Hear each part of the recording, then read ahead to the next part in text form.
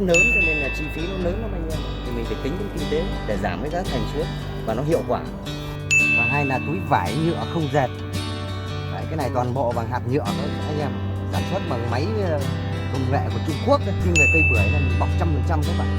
Đấy, lượng túi nó chi phí cho nó cũng rất là lớn, rất là bền, nhưng mà mua phải túi giỏng chỉ được vài ba tháng là tan hết rồi. Là không tránh được nắng, vẫn tránh nắng anh em.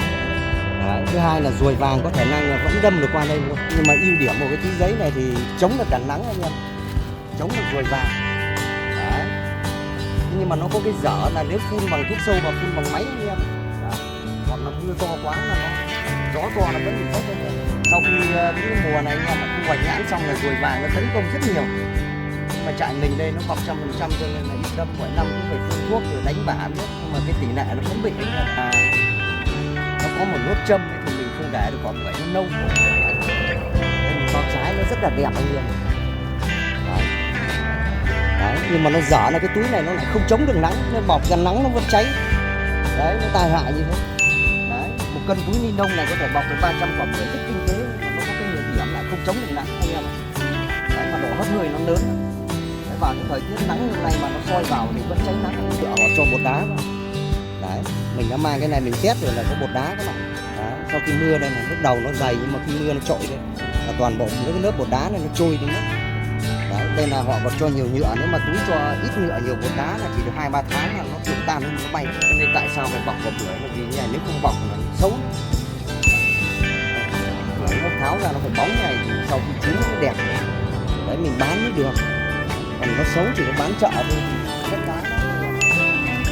Hai là mùa này nó đang ruồi vàng, nó châm vào cái này là cái lúc thu hoạch mình không lựa chọn, quả đấy nó sẽ bị khô hoặc nó thối, nó không bảo quản, mình bán nó mất hết rồi. Đấy, tại sao mình mất cái công thì vừa mất tiền túi lại vừa mất công bằng lý do vậy. Mình tận dụng được các cái sản phẩm nó nhất tỏa đi mà lại phải tỏa đây. Đấy, không xây xước cái này thì mình nó chín mới bán nó mới đẹp được. Tất cả Việt Nam mình là vẫn thua về cái hình thức bao bì anh em ạ, thua nước ngoài đấy. Chào anh em nhé, chào mọi người. Hôm nay mình tranh thủ giới thiệu với anh em về các cái loại túi bọc bưởi anh em. Và sau mình sẽ chia sẻ với anh em về cái kinh nghiệm tự chế ra túi bưởi anh em, rất hiệu quả. Nhưng trước hết mình chia sẻ với anh em về các cái loại túi bưởi mà mình bao bọc trái bưởi thì mình đã sử dụng anh em ạ. Đấy, thứ nhất là đây mình cho anh em đây. Đây là cái túi này là cái túi nói đúng là gọi là mix anh em. Và hai là túi vải nhựa không dệt. Đấy, cái này toàn bộ bằng hạt nhựa các anh em, sản xuất bằng máy công nghệ của Trung Quốc đây. Mình sẽ phân tích các cái ưu nhược điểm của nó để tự mình sẽ chế ra cái túi rất hiệu quả. Đấy. Thì toàn bộ các trang trại của mình riêng về cây bưởi này mình bọc 100% các bạn. Đấy. Lượng túi nó chi phí cho nó cũng rất là lớn, nhưng mà để hiệu quả thì mình phân tích với anh em nha. Thứ nhất là cái túi này là túi nhựa, vải nhựa không dệt anh em nhé. Nhưng mà cái túi này nó ưu điểm là nó bọc thì nó nhanh anh em. Đấy. Thế còn cái độ bền, nếu mình mua túi chuẩn ấy, thì nó cũng rất là bền. Nhưng mà mua phải túi giỏm thì chỉ được vài ba tháng là tan hết rồi. Cái túi này mình mua cũng tương đối là túi xịn đây anh em.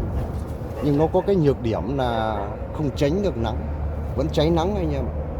Đấy. Thứ hai là ruồi vàng có thể năng vẫn đâm được qua đây luôn. Nếu khi mà quả nó to quá hoặc là nó dính vào cái vỏ này là ruồi vẫn châm thủng qua đây. Đấy. Thứ hai là một loại túi giấy đây, mình giới thiệu với anh em đây. Túi giấy này rất là xịn anh em nhé. Túi giấy này là nhập từ nước ngoài vào này, chứ không phải Việt Nam mình đâu. Đấy, nhưng mà ưu điểm của cái túi giấy này thì chống được cả nắng anh em, chống được ruồi vàng. Đấy. Thế nhưng mà nó có cái dở là nếu phun bằng thuốc sâu và phun bằng máy anh em ạ. Đấy. Hoặc là mưa to quá là nó gió to nó vẫn bị rách anh em. Đấy. Nếu tính cái giá thành như này là mỗi một cái túi này nếu mà chưa tính đến gọi là giá nhập vào đấy là nó dao động trong 1.000 đến 1.200 một cái túi này. Đấy. Đây anh em này, túi này đây. Mình đã bao bọc nhưng trên mình vẫn phải cho một lớp bì xi măng đây anh em. Nó không chống được nắng anh em nhé. Đấy. Cho nên tại sao anh em để ý là chỗ mình bọc giấy, chỗ mình bọc túi nhựa, vì trong chỗ dâm thì mình bọc túi vải nhựa. Nhưng ngoài nắng mình phải bọc túi giấy. Đấy. Sau khi đến cái mùa này anh em ạ, thu hoạch nhãn xong là ruồi vàng nó tấn công rất nhiều. Nhưng mà trại mình đây nó bọc 100% cho nên là yên tâm, mỗi năm cứ phải phun thuốc rồi đánh bả biết. Nhưng mà cái tỷ lệ nó vẫn bị anh em ạ. Thứ hai là nó có một nốt châm ấy thì mình không để được quả bưởi nó nâu. Thứ hai là quá trình mưa gió này nó cọ vào nhau, nó xước vào cái phần biểu bì của quả bưởi này, cho nên là bán nó nếu để ra thương hiệu mà bán vào siêu thị là rất là khó. Chỉ cái mẫu mã nó xấu anh em, rồi bắt buộc phải bọc, phải bao trái nhé, là vì lý do này. Đấy. Đây mình bao trái nó rất là đẹp anh em. Đấy. Đấy, nhưng mà nó dở là cái túi này nó lại không chống được nắng, nó bọc ra nắng nó vẫn cháy. Đấy, nó tai hại như thế. Đấy, nó cháy. Đấy, mà bọc cái túi này thì mình lại phải che một lớp bì ở trên này cho nó lại mất nhiều công đoạn, tốn kém lắm, vất vả. Đấy. Toàn bộ bọn mình bọc 100%. Đấy. Bọc này có tác dụng để nó quả bưởi nó không bị xây xước một cái gì cả. Đấy, nó rất dẫn nha. Đấy, sau khi thu hoạch cái mẫu mã nó đẹp thì mình mới bán được, chứ còn nó xước ra một vài vết nó xấu này là khó bán lắm. Đấy, mình chỉ bán hàng chợ vớ vẩn thôi. Đấy. Thế cho nên mình mới phân tích với anh em là các cái ưu nhược điểm của từng loại túi, và mình sẽ chia sẻ với anh em về cái cách làm túi rất hiệu quả. Đấy.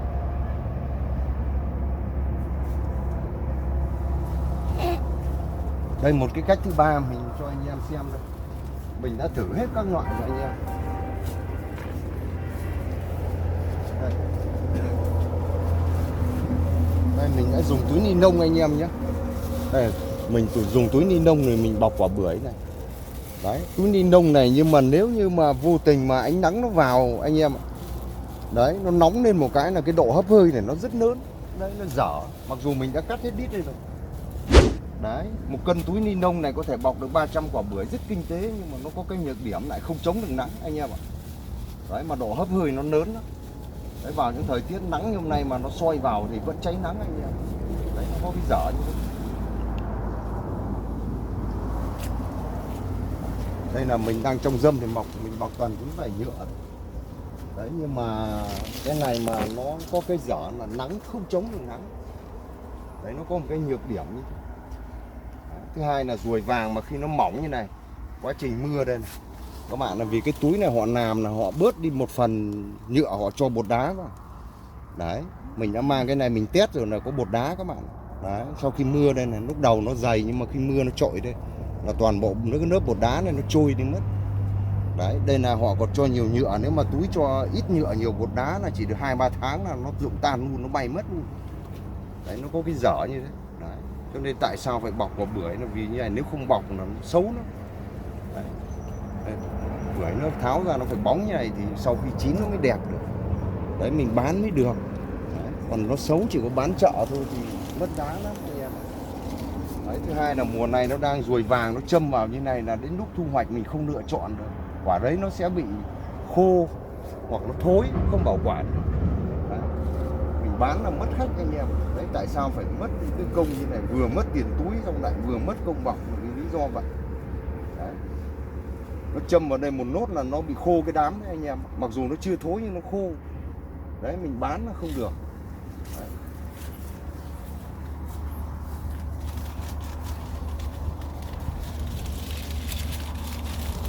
Đây là túi vải anh em.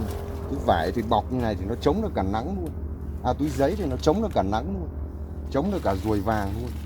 Thế nhưng mà nếu cái túi này bị mưa to gió lớn hoặc gì là nó cũng bị rách đấy anh em ạ. Đấy, nó bị rách đấy. Cho hôm nay mình sẽ giới thiệu với anh em các loại túi. Đấy.